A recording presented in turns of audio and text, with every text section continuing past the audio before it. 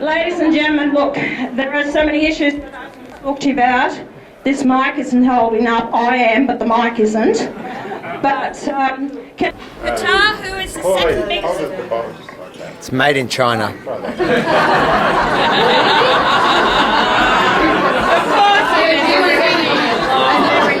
Do you want to get a rise out of me because they're saying that to me? Made in China.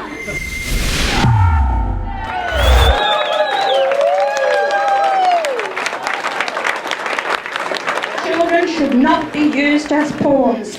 Children have the right to see both parents. So I have put in a dissenting report to it. Let's look at domestic violence.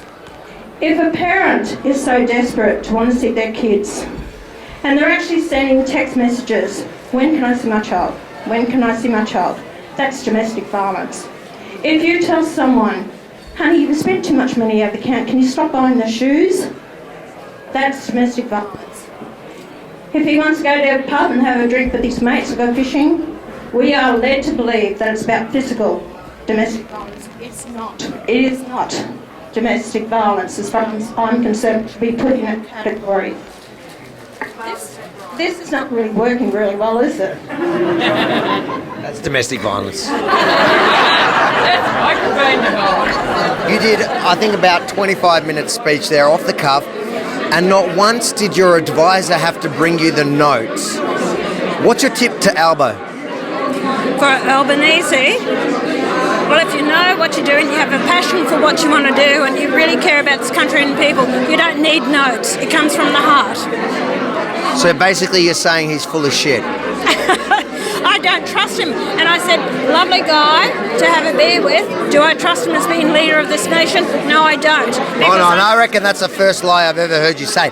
Albo's a good guy to have a beer with? Oh, yeah, I went overseas with him on a parliamentary delegation over to India. So he was a perfect gentleman and he was lovely. And I will tell you about people, you know. I'm truly shocked. This should be our headline. But do I think he's leader for this nation? No, I don't.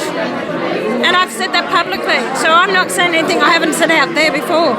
Well, we want the scoop, so you've got to give us something. I think that people are now really getting the message. What I tried to say years ago, called racist, they had to shut me down by calling me names or the party or what I stood for. Calling for equality for all Australians, regardless of race, colour or creed, is not racism. So, and I still stand by that. So the people now have really got the message, and that's why I go around and I speak to people. They can hear straight from me, not how it's portrayed by the media and others who want to get rid of One Nation because I'm a threat to the major political parties. You know Rukshan? Yes, I do. So, listen, I know you're not racist, but none of us like Rukshan. It has nothing to do with his skin colour. He's my mate. No, you're a racist. You can't like him. No. Wait, no, but you like me more. No, it's not more. More. Equally. I've always said we've got to be equal, right in the barrel. So anyway. Do you know what happened tonight? You know how I got here? I ordered an Uber, and Rukshan rocked up. I drove. People feel they're forgotten by the major political parties. And if you're going to be a leader of this nation, as I am, being a senator, it's about showing that true leadership and about representing the people. I can't please everyone, but the fact is that you've got to look after the majority and you've got to try and do what's right for the country and future generations. And that's why I'm so passionate about what I do. I'm so proud to have the honour of being a senator for Queensland, but I represent all Australia. What's your message to Daniel Andrews? I know it's a federal election, but surely the support is a sign of what's to come in the state. What would you say to Dan Andrews? You've taken away the people's rights. You can't do that. And I fight you every inch of the way. You have no right to control people's lives or their businesses. You are a disgrace to being a politician.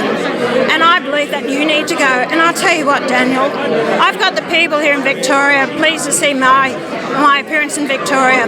And hopefully at the next state election, we will actually challenge you to show the people they have a right to have a voice, to have an opinion, not be dictated by you or your minions, and give back the people of this great state back their rights and freedoms. I, as a politician, as federal member of parliament, I refused to have the jab. I'm not having the jab, but I didn't lose my job because of it. So you see... Like, I was doing social distancing because you're unjabbed, you're dangerous, you're a threat. Listen, mate, right? It's too late for you now. You've been that close to me anyway if you're going to get anything, but I haven't had COVID and I'm a very healthy person. Politicians and bureaucrats have to get out of the business of telling people how they live their lives and run their businesses. And you've got to start with that, with the vaccine mandates. It was so wrong. To the people that are undecided in Victoria, what do you want to tell them about One Nation? Why should they vote? Why should they vote for One Nation?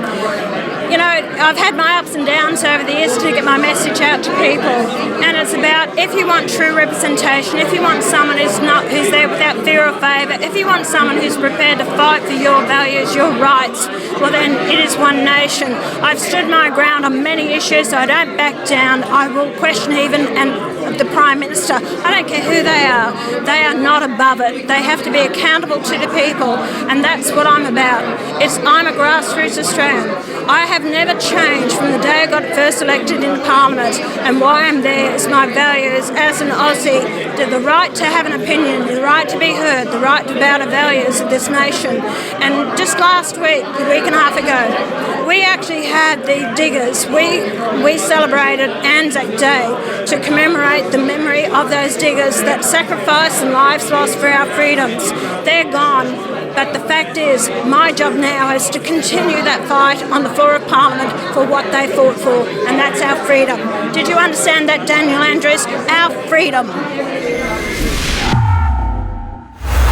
If you think that these freedom-focused candidates deserve or should have a platform, even if the mainstream media refuses to give them one, make sure to like, comment, and most importantly, share it far and wide. Then head over to ozdecides.com to sign up for our mailing list and donate what you can to ensure that we can continue to tell the other side of the story this election.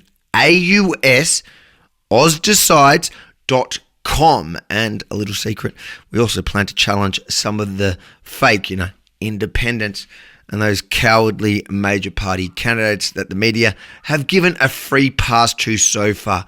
Watch this space, ozdecides.com.